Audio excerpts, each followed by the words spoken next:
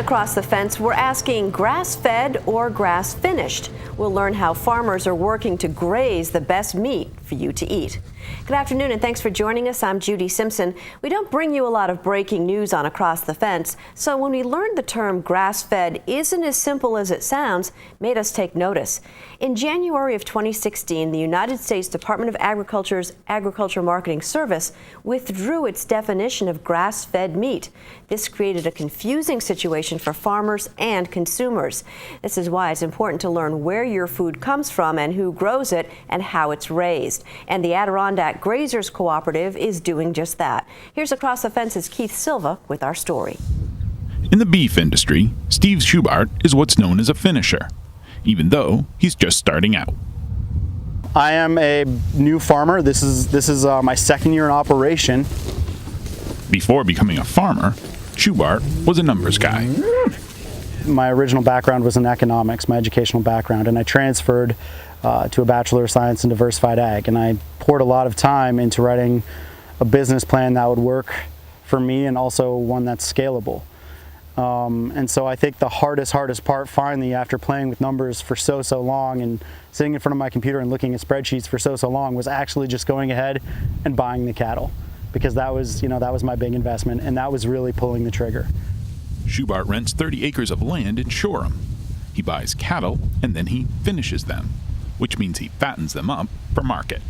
Finishing is putting on the final gain on that animal. I get these animals at yearlings, so they're a year old, and then I keep them from anywhere to 6 to 10 months, and that would be the finishing stage. And part of high quality finishing involves certain daily gains. And so I'm shooting for average daily gains of north of 1.8 pounds per day. And so that really helps with my intramuscular fat, or what we like to call marbling. When are you going to be weighing them again? They're all going to get weighed in 2 weeks.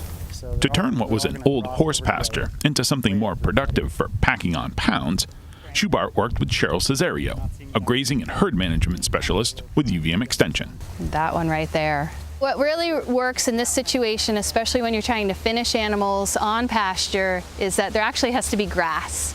So it is management. You know, we're not just opening a barn door in the spring and saying, see you in November. You know, this is management where he's out here 2-3 times a day. He's moving the fence. He's sizing the area that they're going to graze appropriately for what the animals need and how much is out here.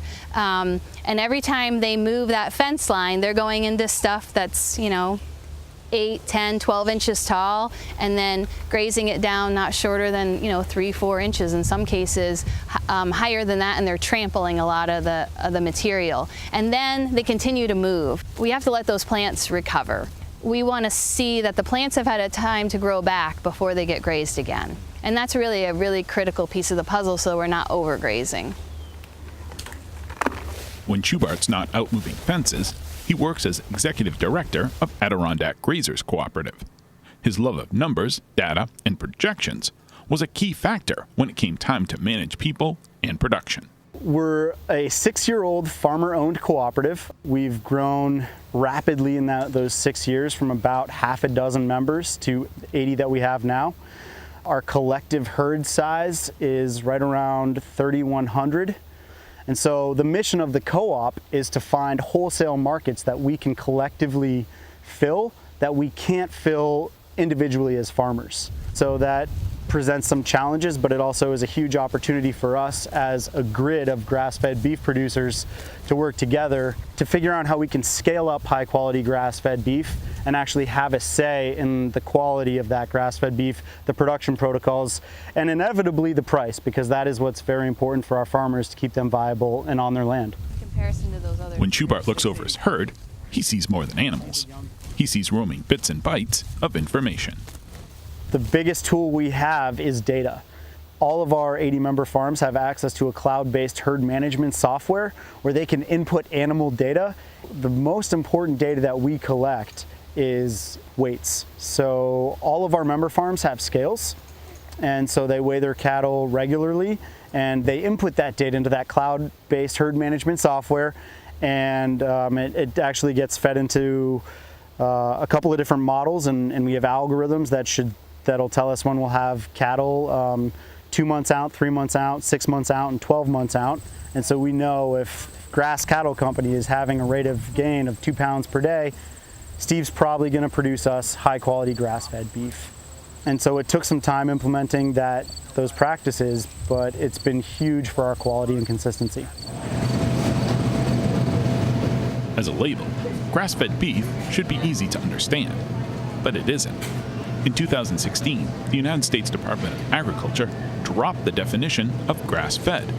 So without a standard designation, grass-fed is now much more open to interpretation. The meaning of grass-fed is a complicated issue. If an animal eats grass at any time in its life, does that mean it's grass-fed? Some say yes. As a marketing tool, grass-fed is a moneymaker. According to Consumer Reports, grass-fed beef averages $2.50 to $3 more per pound than conventionally raised beef. The higher cost is due to the health benefits associated with eating this nutrient-dense meat. But that's only if the animals have been finished on grass. This lack of definable terms creates a challenge for the Adirondack Grazers Co-op. It's not as black and white as, say, organic and conventional. And so from the production and farmer standpoint, grass-fed to us means no grain, no corn. Those are the basics, right?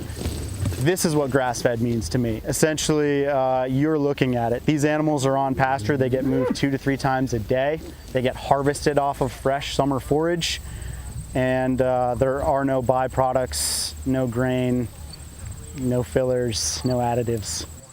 Which 3 did you think were going to go? In addition to her work with UVM Extension, Cesario also serves as president of the Adirondack Grazers Co-op.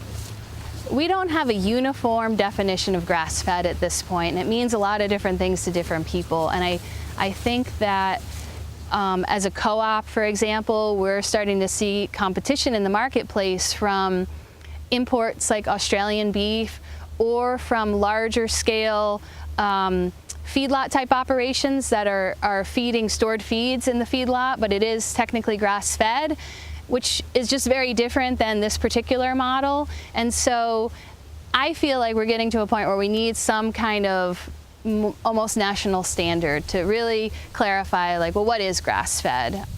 Fat's where the flavor's at when it comes to beef. Cows don't put on as much fat from grass as they do from corn. So grazers who finish cows on grass have to make the most out of their management, which, ironically, means raising lazy cows. There's a perception that grass-fed has to be, or just by nature, is a very lean and tough product. And that product exists out there, but it doesn't have to be that way.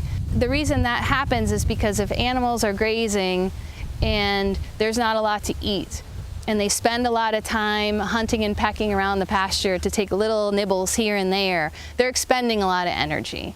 Really, you want lazy cows. You know, you want cows, those cows move, they eat, and then they're full. It's really efficient. You know, she can only, or he can only take so many bites per day. So you want to maximize those bites, a full mouthful, and then fill the rumen and just lay down. You know, we want to see these cows in a few hours just laying around, not doing much of anything, and that's how you achieve those gains.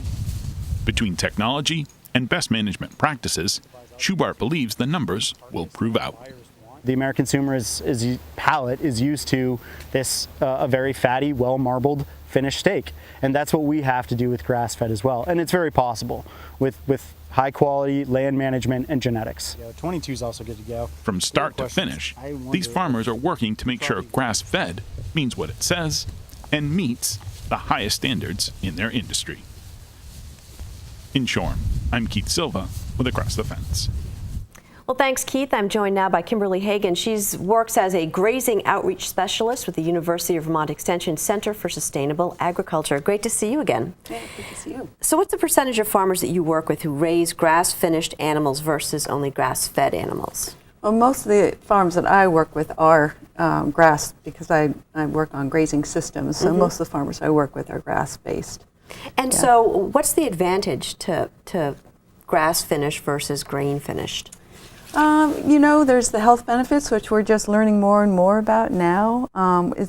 The research is still pretty young, but I think we're finding that there's much better health benefits with the omegas. The 6-to-3 ratio is better. But we're still learning a lot about that. We have a ways to go. And how much more challenging is it for a farmer to finish animals on grass? It is. It's always a challenge, especially when you live in a northern climate like this. We have, when you're trying to work with the weather that we have, never knowing what's coming next, you've got to figure out a way to get those animals to gain as much weight on a daily basis as you possibly can within that short season of the growing of the grass when it's at its peak, when the highest energy content is in it. So tell us a little bit about the challenges this year with the wetness. So one of the things that, a lot of people have noticed this year that there's not as much protein and energy maybe in their grass as they normally expect. So it could be that with all the rain, a lot of nutrients are washed out, or there's just a higher water content in the grass. But the challenge is you have to know your land, you have to know your forages, and you've got to keep those animals moving so that they're getting a fresh, as Cheryl was saying in her piece there, you really want to make sure that they get a full mouth every single time, and it's, high content in protein and energy. Which means you need a lot of land. You do need a lot of land, yes.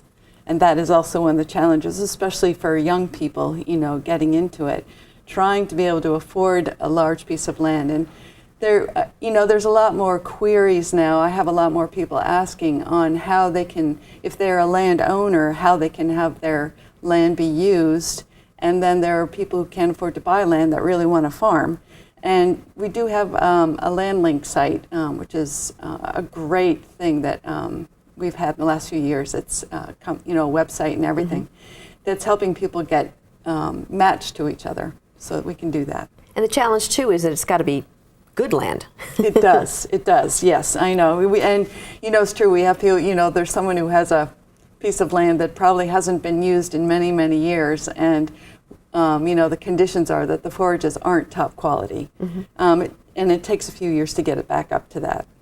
And so what are some of the farmers doing now to help consumers understand the difference between grass-fed versus grass-finished versus grain-finished? It is a lot of consumer education. There's a lot of language floating around out there of all different, and we're also up against industry standards, what we've all come to expect. A lot of fat and salt in our diets, and now, for the last at least decade, we've been hearing how that's not so good for us. And trying to create a product that people like the taste of, and yet it doesn't have, a lot of the fat and salts in it that we normally expect. Right, and to be able to say, well, I'm going to pay more for this product. Right. Yes. Which is the big thing. Yes. Is it? Are there a lot of young farmers getting into this? We saw the farmer on the tape who's relatively new to farming. Is that atypical, or is that what you're seeing more of? That's a really good question. I do see more young people that want to, raise beef rather than dairy, unless they've come to it through family. But there's still a lot of challenges, and the biggest one is, land. As we all know, land in Vermont is very expensive, and trying to figure out a way to get into farming if you haven't come into it through a family connection, and trying to purchase it is quite difficult. So I think this land link has been very promising. We've seen a lot of matches made that way. Or people who just, actually even some towns. This past year, I've had a lot of towns that have common land that would like to see it used rather than have to mow it, or that's a great idea. Mowers, yeah. So that's been kind of interesting, and I'm hoping that we see more of that. Are you seeing maybe people starting with smaller livestock, like maybe sheep or goats? Yes, because it is less expensive to break into that. And then, because the price of one, good beef cow can be quite daunting for someone who's just getting started. Any advice for consumers who are still confused? What should they be looking for on the store shelves, do you think? The people who are taking on this challenge to finish an animal on grass, there's a lot of work that goes into that, and that not only encompasses the health benefits, but the benefits to the environment as well. And I think that's, we should keep that in mind when we purchase, this meat. It is more expensive, but to think about how that's also helping the the immediate environment, the water quality, the soil quality, all that's pretty important. And if we're willing to pay for that, then we should be willing to give that to the farmer for doing that. Well, to learn more about grazing, pasture events, and farm consultations, you can visit the UVM Center for Sustainable Agriculture. Their website's listed on the screen, and their phone number is 802-656-5459. Thanks a lot for joining us today. Thanks. That's our program for today. I'm Judy Simpson. We'll see you again next time on Across the Fence.